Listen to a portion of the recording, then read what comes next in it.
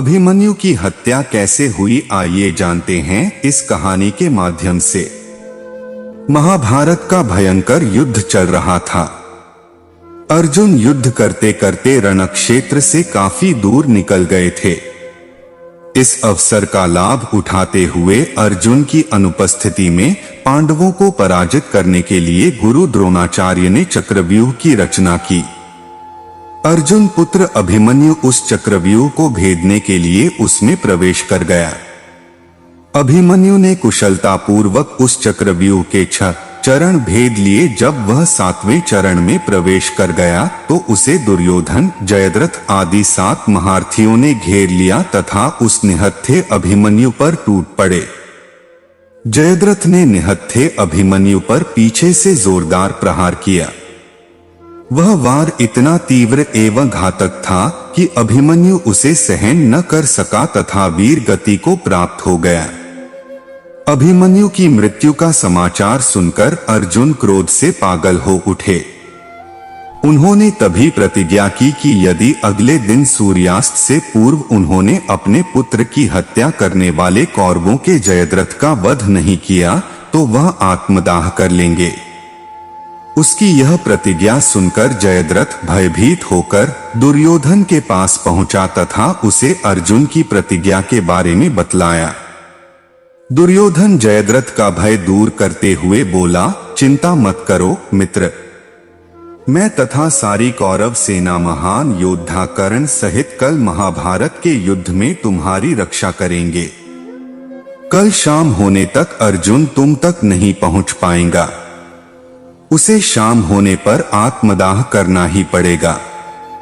महाभारत का युद्ध जब अगले दिन शुरू हुआ तो अर्जुन की निगाहें जयद्रथ को तलाश करने लगी, मगर वह कहीं भी दिखलाई नहीं दे रहा था। धीरे धीरे दिन बीतने लगा तथा अर्जुन की निराशा भी बढ़ने लगी कि उन्होंने कल जो प्रतिज्ञा ली थी उसे वह पूरी नहीं कर पाएंगे। अर्जुन की व्याकुलता देखकर उनके सारथी श्री कृष्ण बोले, पार्थ, समय बीत रहा है। कल तुमने जो प्रतिज्ञा ली थी उसे पूरा करने का समय नजदीक आ रहा है तथा कौरव सेना ने जयद्रथ को अपने रक्षा कवच में घेर रखा है। अब तुम शीघ्रता से कौरव सेना का संहार करते हुए अपने लक्ष्य की ओर बढ़ो। अपने सारथी भगवान श्री कृष्ण के ये शब्द सुनकर अर्जुन का उत्साह बढ़ा और वह जोश से युद्ध करने लगे, परंतु जयद्रथ तक पहुंचना मुश्किल था। संध्या होने वाली थी। तभी श्री कृष्ण ने अपनी माया फैला दी। इसके फलस्वरूप सूर्य बादलों में छिप गया तथा संध्या का भ्रम उत्पन्न हो गया। संध्या हो गई है और अर्जुन को अपनी प्रतिज्ञा अनुसार आत्मदाह करना होगा। यह सोचकर दुर्योधन एवं जयद्रथ खुशी से उछल पड़े तथा जयद्रथ कौरव सेना के आगे आकर अर्जुन द्वारा आत्मदाह करने की खुशी में अट्टहास करने लगा।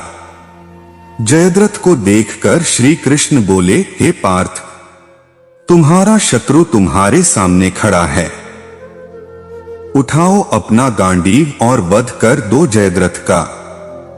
वह देखो अभी सूर्यास्त नहीं हुआ है। यह कहकर श्री कृष्ण ने अपनी माया समेट ली। देखते ही देखते सूर्य बादलों की ओट से बाहर आ गया। सबकी निगाहें आसमान में सूर्य की तरफ उठ गईं। सूर्य अभी भी चमक रहा था। यह देखकर दुर्योधन एवं जयद्रथ के पैरों तले जमीन खिसक गई। जयद्रथ डरकर भागने लगा। उसी समय अर्जुन ने अपना गांडीव उठा लिया।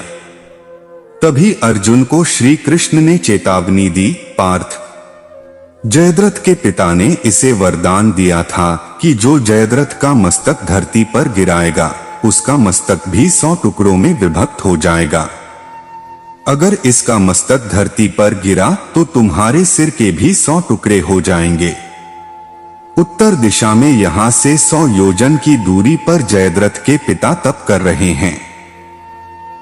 तुम जयद्रथ का मस्तक इस प्रकार काटो कि वह उसके पिता की गोद में जाकर गिरे।